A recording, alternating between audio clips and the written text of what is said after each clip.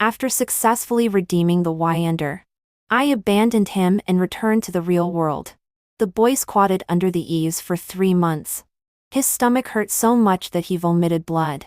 But he didn't see me at all. He wiped the blood from the corner of his mouth, stared at the air indifferently, and said gloomily, "Sister, you are so naughty." All of the above was told to me by the system. He begged me to go back and comfort that Wyander. I shook my head. I'm not going back. The system trembled with fear. If you don't go back, he will come here to find you. Are you sure? In the 8th year of Henry pursuing Henry in the game, his favorability finally reached the full level. I stared blankly at the progress bar above his head, feeling a little dazed. Full level. How much does he like me? Henry. I poked the flesh on his arm. Where do you plan to work after graduation? Wrong, Anne. He said concisely. They just sent me an offer. Wrong, Anne. The most famous game-making company in China had its eye on him since Henry was in college. And now it has got what it wanted. What about you? He asked me. Where do you plan to go? It seems that you haven't been looking for a job seriously. I lowered my head to avoid his gaze. Surely in Zhongcheng. Since you are here, where else can I go? Henry smiled. And the smile disappeared in an instant. I couldn't see it clearly.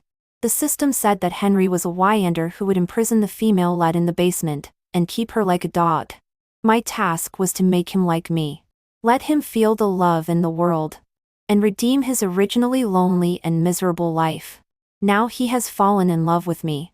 I can leave. Before leaving, I sent an anonymous email to the head of the Z family in Jingcheng. Inside was the paternity test report between Henry and his father that I asked the system to make. In the original book, Henry was discovered by his biological father only after he had gone through hardships and succeeded in starting his own business. Now, it can be regarded as a gift from me to Henry. Actually, I don't quite understand you guys. I said to the system. Only when he falls in love with me am I allowed to leave. The 3 great pains in life: separation from the beloved, inability to hate, and inability to obtain what one desires. I have directly experienced them all. Do you want to save him or push him into a deeper abyss? The system smiled, and a buzzing electric current sound was heard. You can also choose not to go back. Are you willing? I was silent. Of course I wasn't willing. I was just a newly graduated college student who was accidentally dragged into the world in the book. I have parents, friends, and cats and dogs waiting for me to feed. On the day I returned home from the world in the book, I hugged my parents and cried for a long time. And in their repeated inquiries, I shook my head while sobbing. Later, during my spare time at work, I would always think of Henry. I would think of the slightly curved corners of his mouth when he accompanied me on my birthday, and the gentle smile when he stood under the tree waiting for me after class. I had been with him for 8 years. How many 8-year periods are there in one's life? In this lifetime, no one would impress me as much as he did. I looked at the moon in the sky and said softly, "I'm sorry. Please forgive my meanness. Forgive this pig-killing plate, in the name of redemption." 1 year after returning home, when I was shopping in the supermarket, I heard the system's voice again. It said that after I left, Henry squatted under the eaves for 3 months until his stomach hurt so much that he vomited blood. Later, he wiped the blood from the corner of his mouth, stared at the air indifferently, and said gloomily, "You are so naughty." He took over his biological father's company. In just 1 year, he went crazy without caring about anything, and almost drove the male lead to bankruptcy. The system begged me to go back and comfort him. I shook my head. I'm not going back. The victory or defeat in the business world is quite common. If the male lead goes bankrupt, it can only prove that he is stupid. The system was choked. After a while, it said trembling lie. Once Henry kills the male lead, the world will collapse and he will also die. Moreover, recently he has found a bunch of scientists to do research. If you don't go back, he is very likely to come to find you. At that time. Are you sure you can bear his wrath? What kind of storm will a crazy Wyander stir up once he comes to the real world? Think about your parents. Your friends. How will that crazy Henry treat them? Have you thought about it? Then let him kill me. I put down the apple in my hand and said softly. I no longer want to be at the mercy of the system and do things I don't want to do. The system left helplessly. I lived calmly for another 2 months. One day 2 months later, when I woke up, I found myself lying on a luxurious big bed. The intermittent sound of a phone call came from outside the door. Don't worry, sir. She is guaranteed to be exactly like Henry's white moonlight, and will definitely help you in the project. Hey, don't worry. That woman is in my hands. She will surely be obedient. Henry? Henry? I rubbed my temples and asked the system coldly. If persuasion doesn't work, will you just force me? I didn't get a reply. Just as I was getting irritable, the man walked in, pinched my chin and warned. When Henry comes later, you serve him well, and then your mother's medical expenses will be settled. If you are disobedient, you can only sell your organs. Do you understand? After that man left, I got out of bed and went to the bathroom, staring blankly at the mole at the corner of this body's eye. This is not my body. Soul transmogrification? Suddenly there was a noise outside the door. The sound of leather shoes stepping on the wooden floor was crisp, accompanied by a man's clear voice. For the wrong and project. I want to. His voice stopped. He saw me standing in the bathroom, only wearing a nightgown. I also saw him. Henry. In more than a year, he had lost a lot of weight, and his eyes were a bit sharper. His eyes with scrutiny swept over me. He poured me a glass of water and asked very politely, Miss, can you tell me why you are here? I had no memory at all, so I could only shake my head. I can't remember clearly. It seems that they sent me here to please you. Saying, I look like your white moonlight. Henry smiled. That's really a misunderstanding. I'll ask my assistant to send you back. Don't do this kind of thing again in the future. He politely asked me to leave. I looked at his gentle face and felt very strange. He was quite normal, gentle and polite, and very courteous to a woman who suddenly appeared in his room. He didn't seem crazy at all. The system is really sick. I pursed my lips and stood up. Sorry. Then I'll leave first. Yes. Henry nodded slightly, looking noble and aloof. Henry's assistant brought me clothes. A light green dress. Very suitable for the late spring and early summer weather. After putting it on, I walked out. Henry was on the phone with his back to me. The setting sun slanted through the glass of the French window, falling on his shoulders and neck, covering his whole body with a halo. I hesitated for a moment, gave up the idea of saying goodbye to him, walked out, and closed the door gently. I asked Henry's assistant to take me to a bookstore. Outside the bookstore, I tried to call the system in my mind. I called many times, but I didn't hear its reply. I pressed my temples, speechless lie. No money, no mobile phone, no memory. I don't even know what my name is now. What on earth is the system doing? I sat on the steps outside the bookstore, propped my face with both hands, and felt at a loss. I had only 2 connections with this world. The system and Henry. Now that the system was out of contact, my only choice was to find Henry. But I really didn't want to go. I used him, teased him in the past, and then abandoned him without hesitation. What right do I have to disturb his life or even beg for his forgiveness? I hugged my knees and stared blankly at the gradually gloomy sky in the distance, thinking about whether to find a KFC to stay for the night. The late spring weather was still a bit cold, and raindrops began to fall sparsely from the sky. I went to a 24-hour open library. Just as I sat down and wiped the water droplets on my body, I saw the librarian coming over. Sorry, miss. We are not open tonight. I left without saying a word. I went to McDonald's. KFC. There were many shops on the commercial street. Even though it was very late, many shops were still lit. But without exception, I was politely asked to leave. They seemed to have received some unified order and avoided me like the plague. Even the front desk of the hotel wouldn't allow me to stay. The rain was getting heavier. I stood under the eaves. The light green dress was wet and stuck to my body, making me extremely cold. I touched my almost frozen arm and blew hot air into my palm. I was being targeted. Who was it? Almost without hesitation, a name popped into my mind: Henry. There was no logic. Not even a reason. I thought of him all of a sudden. My mind was in a mess. I sat on the steps again, looked up at the rain and the sky blankly. Suddenly, a figure appeared in my sight. His eyes were cold. He was dressed in a suit, and he held a large black umbrella, blocking all the raindrops falling on my head. Henry. I was stunned for a moment, and then hesitantly stood up. Henry. Still pretending? He was very helpless, and raised his hand to pinch my cheek. Rather sit in the cold wind for 3 hours than come to me. Summer. In your eyes. What am I exactly? So it was really him. How did you recognize me? I touched the cheek that he had pinched. Obviously this is not my face. He took off his suit jacket and put it on my shoulders. And his tone was still gentle.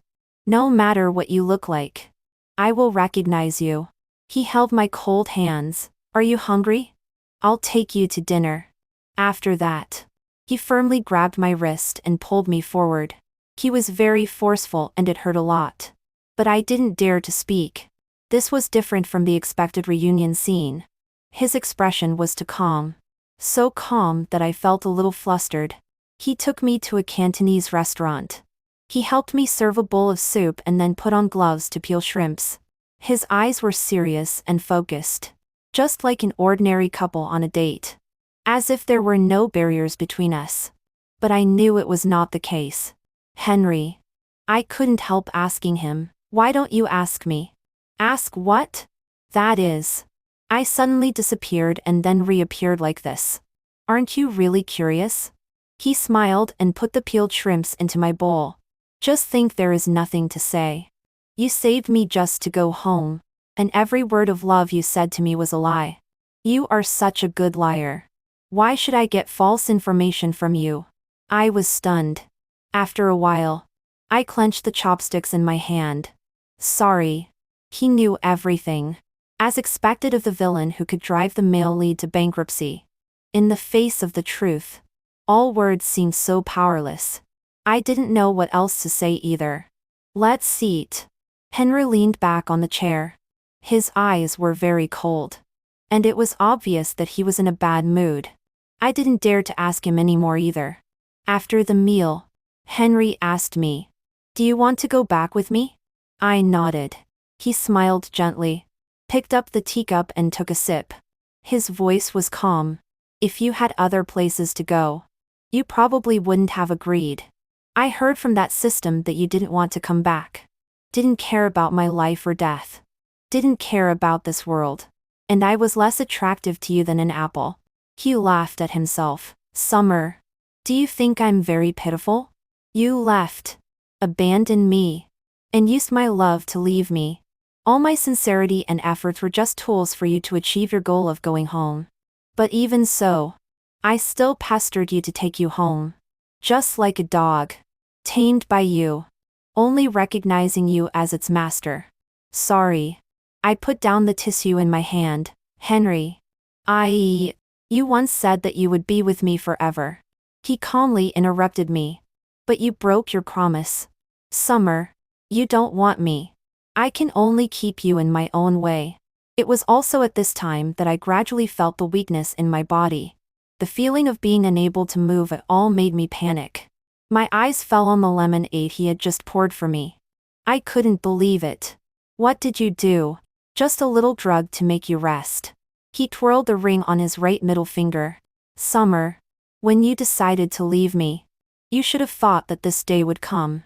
From the age of 16 to the graduation of my master's degree, Henry and I had been together for 10 years. My adoptive father slapped him for his own son. It was I who accompanied him and watched the stars on the rooftop all night. When he was driven out of the house, it was I who, with a flashlight in hand, walked through the thick snow and laid him, who was shivering with cold under the eaves, back home, when he was framed for stealing research results. It was I who squatted in the grass with him all night and met the investor. I spent 10 years filling me into his whole life. But when his love reached its peak, I chose to leave without hesitation. How could he not go crazy? When I woke up, I was lying on a large bed in the basement. The light bulb above my head was dazzlingly bright. I raised my hand to block my eyes. My eyes fell on the golden chain on my ankle, and I couldn't help but be silent for a moment. It was golden, thick, shiny, inlaid with broken diamonds, and glittering under the light. I sighed. After going around in circles, it still ended up like this. The light above my head was too bright, as if it was directly shining into my eyes. I wanted to sleep, but I couldn't because of the glare. There was no clock or window in the basement. I didn't know what time it was, nor how much time had passed. It was so agonizing. When Henry came, I was looking at the chain on my ankle and counting the diamonds on it. He sat down beside me and reached out to put his arm around my waist. "What are you thinking about? Thinking that your way of solving problems is really crude," I said gloomily. "Henry, this can't solve the problem." He smiled and didn't answer my question. Instead, he said, "As long as you give me a promise, I will let you go. Okay?" "What?" "Promise me that you will never leave again," he said. "Swear with your parents' lives in the real world." For a moment, my mind went blank. The next second, I shook my head. Impossible. I can't swear such an oath. Then there's no other way. Henry touched my head as if touching a disobedient cat.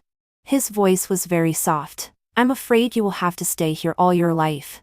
Henry said that he was waiting for my answer at any time. At first, I didn't understand what he meant. It was not until he hadn't brought me food for a long time that I belatedly realized in horror. He wouldn't let me eat. My stomach was so hungry that it burned. I curled up and covered my stomach. I was so dizzy that I saw little stars in front of my eyes. The door opened. Henry walked in with a syringe, forcibly raised my arm, and injected nutrient solution into me. The cold syringe was inserted into my arm. I trembled subconsciously, and tears couldn't help flowing out. I was afraid of pain, afraid of injections. When I was sick and had an injection, I had to bury my head in Henry's arms to avoid crying. At that time, he held me in his arms and coaxed me tenderly. "Be good. It will be over soon. The last time. We won't have injections anymore in the future. Okay?" In the syringe, the liquid was slowly pushed into my body bit by bit, making me shiver with cold. I couldn't help crying and said to him, "I'm in pain. Henry, it hurts so much." His movements stiffened for a moment. However, it was just for a moment. "Before, I coaxed you, cared about you, and was so good to you. But you didn't cherish it. You still threw me away like garbage. I heard that for some people, you should treat them a little worse so that they can know that good is hard one. Training a dog and training a person are actually not much different in essence. If a dog is disobedient, it should be punished. So is a person. This is my punishment. But it really hurts." I begged him, "Henry, don't be like this. Okay?" In the basement, the atmosphere became eerily quiet. He pulled out the needle and threw it into the trash can. "I have been deceived once. Let you go. Let you coax me well, and this world becomes stable. Then you will leave without hesitation again. Am I going to go crazy again and bring you back? I know that you care about more people than just me. But I'm sorry. I only have you." He picked up another syringe on the tray, disinfected it with alcohol, and without hesitation, stabbed it into his own arm. If you can't eat, I will be hungry with you and live on injected nutrient solution. If you hate me, resent me, you can stab me a few more times. Or even use a knife. It doesn't matter. But you can't leave. He buried his head in my neck and lowered his voice to beg me. Baby, have mercy on me. If you leave again, I will really go crazy. I leaned against the head of the bed, looking at his trembling shoulders, feeling a little powerless. I was wrong. He had no obligation to bear my desire to go home. Those uses, deceits, tasks. Maybe from the very beginning. I should have been honest with him. I shouldn't have lied to him. I shouldn't have made him be played like a fool and then be abandoned for no reason. Sorry. I apologized in a low voice. I shouldn't have lied to you. I'm really sorry. Is it useful? His head was still buried in my neck. And his voice was muffled. It has been done. What's the use of apologizing now? You used me. Deceived me. And played me like a fool. But even so, I still can't forget you. I think I'm such an idiot. I pursed my lips. Henry, can we have a good talk? You know about the system. So you must also know a lot of other things. There must be other solutions. Let's have a good talk. Okay? He raised his head, looked at me and smiled. A bit ironically. Okay. First swear that you will never leave. And then I will talk to you. I was silent. It was back to the same point again.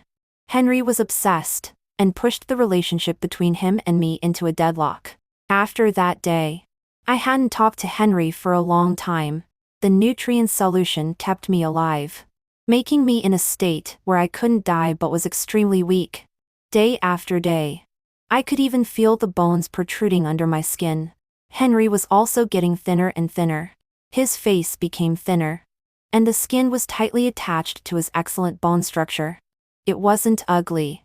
But it added a bit of gloom and madness. One day, I calmly watched the liquid in the syringe being pushed into my body, and mustered some strength to speak. If I die, can you scatter my ashes into the sea instead of burying them underground? I want to bask in the sun.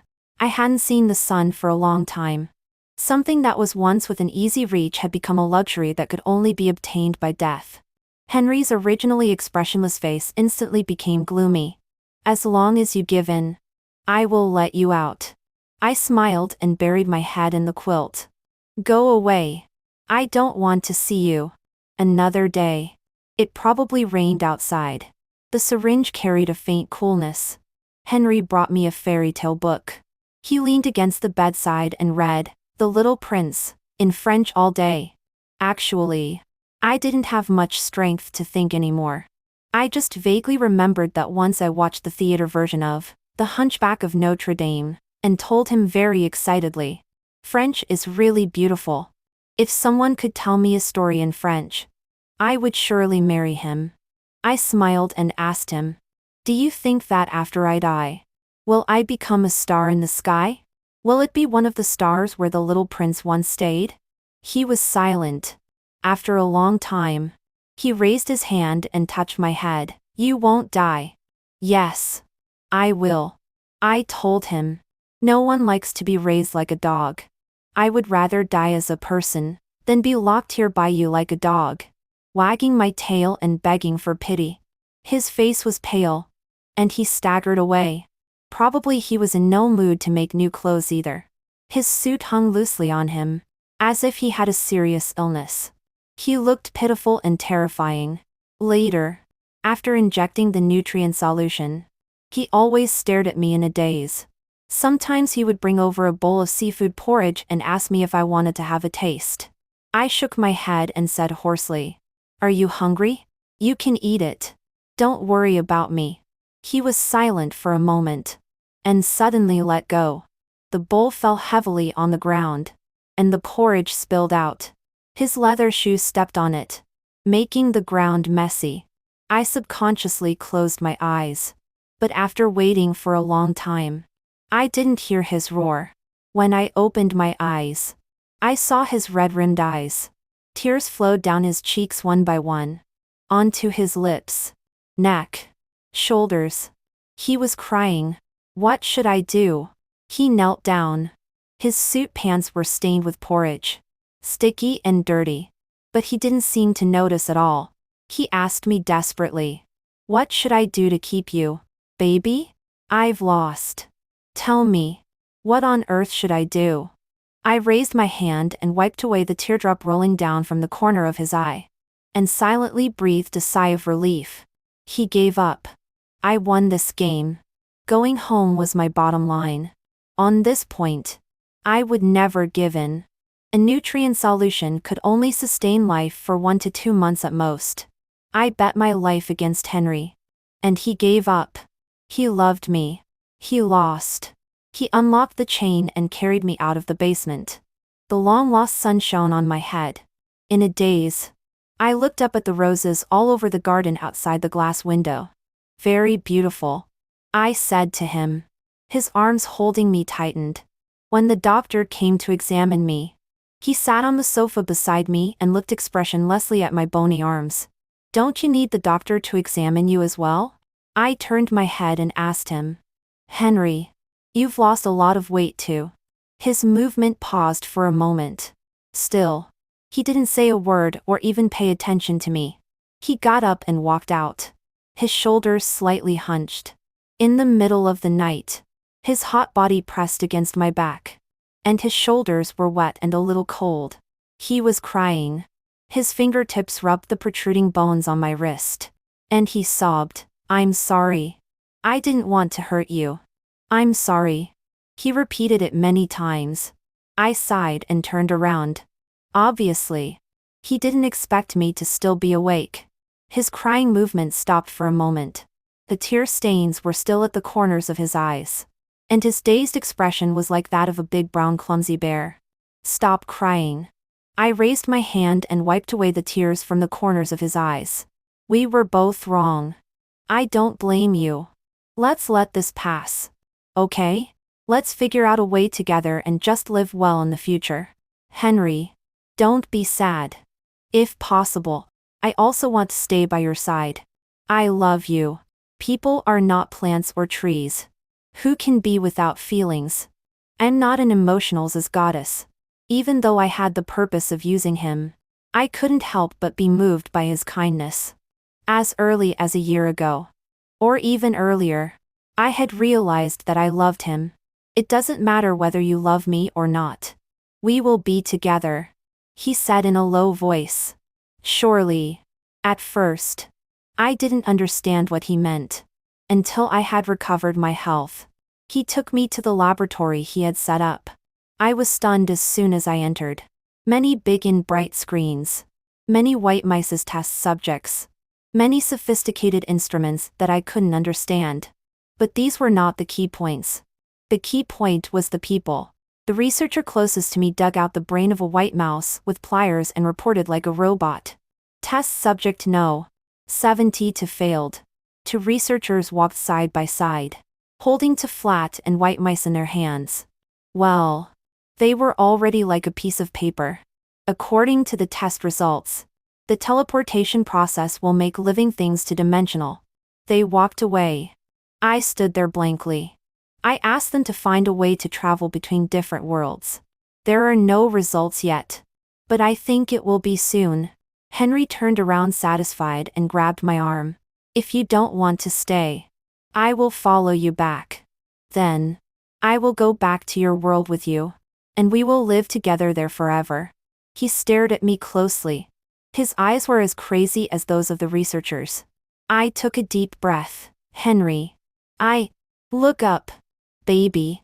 Henry smiled and pointed at the top of my head. "Look at the name I gave this laboratory. LOV. I love you," he said, looking at his slightly red eyes. I finally realized that I was wrong. I underestimated his paranoia towards me, and also underestimated his love.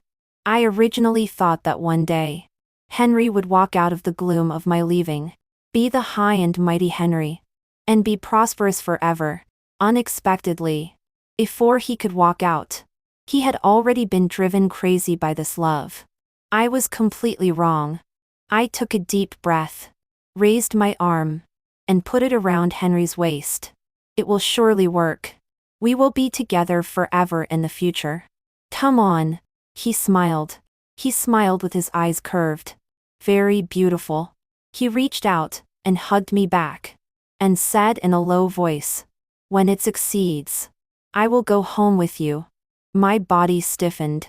I understood his implication. Before the research was successful, I could only stay by his side.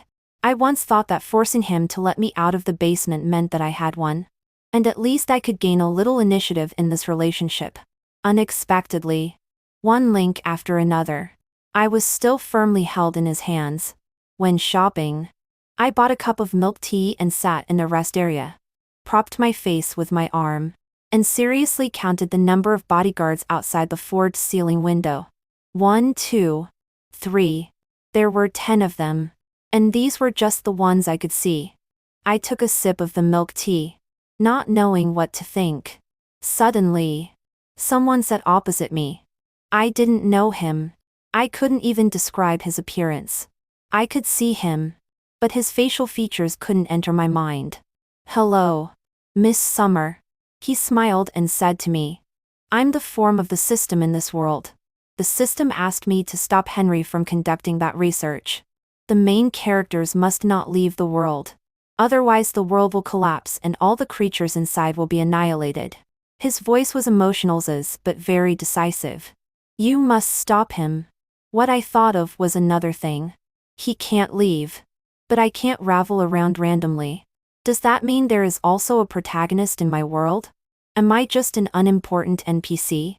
He didn't speak. I understood. I didn't feel too bad. I just was silent for a moment and shook my head. "Sorry. I can't stop him. This task was given by you, so the consequences should be borne by you, not him. I've already been very sorry to him. I can't do something that will make him sad again." The smile on the system's face disappeared. "So, can you just watch all the people in this world die?" I opened my mouth, not even knowing what I was saying. "Just a bunch of NPCs." "NPCs?" The system sneered. "They are NPCs. But they don't know it themselves. They live their lives happily. Who can say that such a life is meaningless?" "Miss Summer, do you want so many people to die in your love game?" He leaned forward slightly. At this moment, in Siberia, a herd of wild horses is desperately saving their cubs from the mouths of wild wolves. In the deep sea, a great white shark has just hunted a dolphin, gutted it, and is eating happily. Your college professional course teacher has just rushed to the Maldives with his wife to attend his son's wedding today. Your high school classmate who had a crush on you has just got a promotion and a raise and bought gold bracelets for his parents as gifts. All the creatures in this world are living their lives step by step. Are you going to destroy all of this for your so-called love? I can't. That's why I'm so painful, and so sad. If Henry can't go to my world, there is only one way left for me stay. But, I sat there blankly for a long time. The system didn't urge me either. He just tapped his fingertips on the table and looked up at the vigilant bodyguards outside the window. He said, "I advised you not to leave at the beginning. But you left without hesitation. Only half a year after you left, Henry had a mental breakdown and cut his wrists in the bathroom to commit suicide. If it weren't for me." "What did you say?" I interrupted him. "What's suicide? You don't know?" The system looked at me in surprise. "Otherwise, why do you think I brought you back? You were with him for so long. Didn't you see the long and ugly scar on his wrist? Henry couldn't find me, and cut his wrists to commit suicide. Thus, he forced the system to appear, learned about the existence of other worlds, and began to set up a laboratory for research. The system didn't allow him to leave this world, so it brought me back again, trying to stop all of this. Everything was so logical, and yet so ridiculous. I'm just a sucker helping the system clean up the mess. I thought silently. I asked the initial question. Even though the body is different, how could he still recognize me? It should be that he has discovered some characteristics of the soul. The system said. His research progress is too fast. If this continues, this world will be doomed sooner or later. He was very irritable. For the first time in so many years, I heard his tone fluctuate instead of being the cold mechanical voice. I cursed silently. Serves you right. Then I remembered his description of Henry's suicide scene. Blood all over the floor. A bathtub full of blood. The man's pale and world-weary face. And his powerless drooping arm. I touched the position of my heart. It hurt there. When I got home, Henry was looking through documents in the study. I walked over, took off the watch on his right wrist, and saw that hideous, winding scar like a centipede. It won't be ugly for long. Henry pursed his lips. I will have a scar removal surgery in a couple of days. And it will be gone. Don't dislike me, baby. He put the watch back on and pulled my hand to let me sit on his lap. Why did you suddenly think of taking off my watch? Someone said that you had committed suicide for me. Who? The system. Henry's eyes suddenly became dangerous. What else did it say? I sniffed and told him everything the system had said word for word. Henry was silent. After a while, he said a little unbelieving lie. So, if I leave, everyone will die? Henry. Otherwise. Enough. He covered my eyes. His voice was full of pain but also resolute. Even if it will destroy this world, it is my karma, and has nothing to do with you. We are all just ordinary people. We can't care about so many people's lives. It is me who should go to the 18th level of hell. Only me, baby. You just need to stay with me. I looked at him, almost speechless with shock. I couldn't believe that these were the words he said. I couldn't believe that his first reaction after hearing this was to stay by my side, even if it would kill everyone. Back in college, during an elective course, the teacher told us in a poetic tone, love is the ascetic practice closest to heaven for human beings. I didn't understand it at that time. Now I understand that the love that connects to people with no blood relationship is itself a sacred ordeal. Up to this day, I finally have to admit, I drove Henry crazy. The love for me is the greatest ordeal in his perfect life. Love has made him a desperate madman, and he has even lost his reverence for life. Is this right? Of course not. I got off his lap and told him very seriously. It shouldn't be like this. Henry, we can discuss other methods instead of ignoring everyone. I took his hand and placed it on my chest, telling him word by word. Henry, we are not demons. Our love should not be stained with the blood of innocent lives. I went to find the system again. I asked him once more, if I don't choose to stay, is there no other way for him and me? The system nodded. He advised me. What's wrong with staying here? Henry is powerful and wealthy. And he likes you so much. You sign a premarital agreement with him that he will leave the house clean if he cheats. After getting married, find a way to dump him and keep 2 or 3 lovers. Wouldn't it be more enjoyable than working in that world? It is quite enjoyable. I thought absently. I know that if I stay here, I can surely live a good life. But, in my life, there is more than just love. I also have parents, friends, and many things that I can't give up. Love is not everything in life. Obviously, Henry doesn't understand this truth. I rubbed my eyes. A little tired. Actually, there is another way. The system said. 10 years later, when the timeline in the original book ends, he will no longer be restricted by the world's rules and can go to your world. But in this way, you need to wait for him for 10 years. I don't recommend you to take this approach. People's hearts are changeable. In 10 years, you will be separated into worlds, unable to communicate or meet. What you will experience and encounter is unknown. And ultimately, the initiative to find you is in his hands. You may end up waiting for nothing and lose everything. The system tapped on the table. How to decide is entirely up to you. 10 years. This is a big gamble. Gambling on human nature. Gambling on promises. Gambling on whether there is eternal love in this world. Henry refused immediately. He stood up with a cold face, looked down at me condescending, and sneered. What makes you think that after 10 years of not seeing each other, I will still like you, still think of you, and give up everything here to find you? Summer. I like you. But I'm not a pitiful creature that you can manipulate. 10 years. If you get married over there and your child is 7 or 8 years old, what can I do when I go there? Force you to cheat? Have an affair? Do you think I prefer married women? All those nice words are just another way of abandoning me. Put this idea away. Summer. I will never agree. Give up this idea. His voice grew louder and louder, and his angry appearance was like a cat with its fur on end. I reached out to hold his hand. He dodged. I tried again. He dodged again. I withdrew my hand. Instead, he stared at me with a wronged look.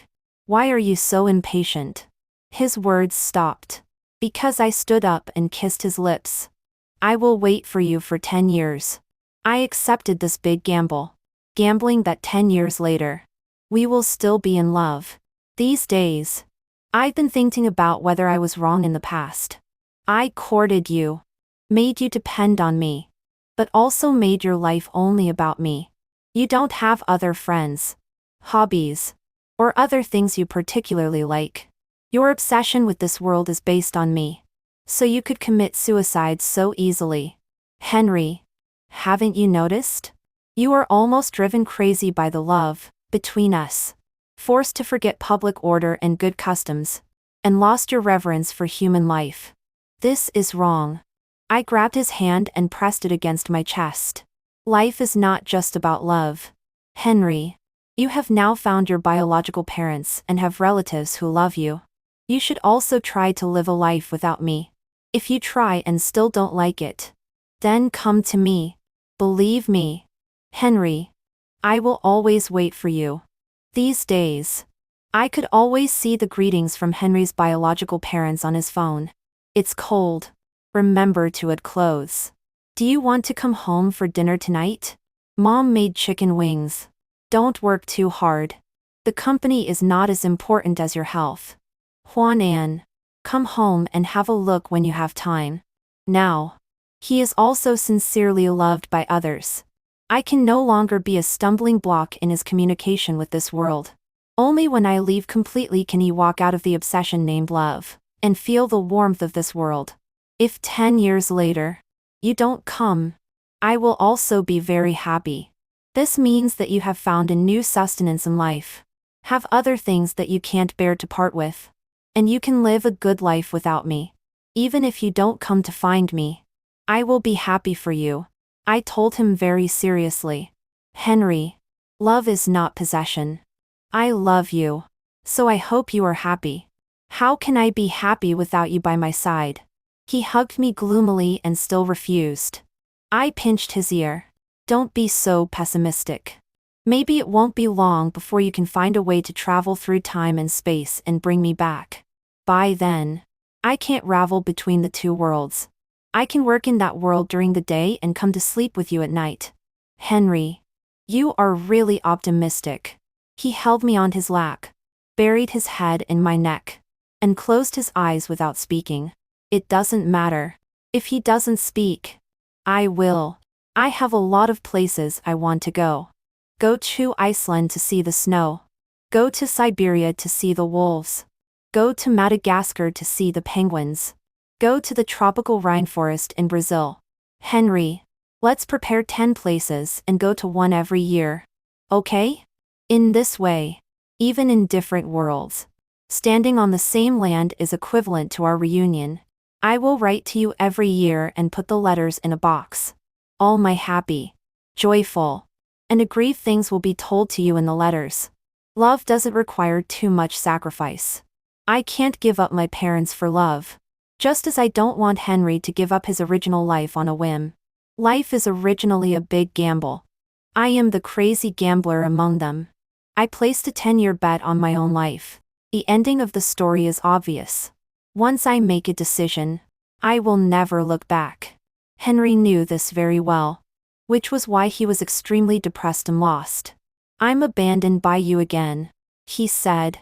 Compared with last time, it's just that a long time limit has been added, giving me a little hope. I smiled and pushed the mung bean cake I brought back in front of him. Have a taste. Is it delicious? He took a piece and put it in his mouth, nodding. Delicious. Your mother made it, I said. She came to me and begged me to be good to you, saying that you have suffered too much. Henry, your biological parents love you very much. You can try to feel their love instead of being full of me. He was silent. He hung his head and grabbed my hand helplessly, as if not knowing what to do.